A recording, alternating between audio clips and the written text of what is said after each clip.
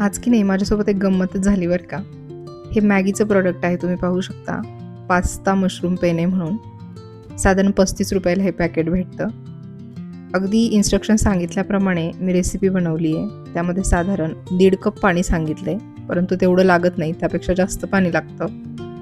त्या 1.5 कप पाण्यामध्ये पाणी गरम झालं की तो पास्ता टाकून घ्यायचा आहे आणि त्याच्यासोबत एक टेस्ट मेकर येतं बरं का, तर ते टेस्ट मेकरसुद्धा घालायचं त्यामध्ये.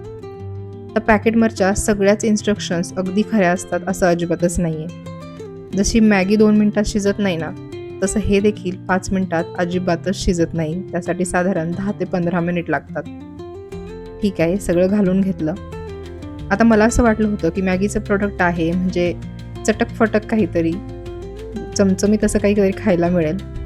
परंतु याची टेस्ट पाहता माझा एकदमच अपेक्षाभंग झाला आहे. माझ्या चवीचं जर याच्याबद्दल विचाराल तर हे अगदी बेचव आहे.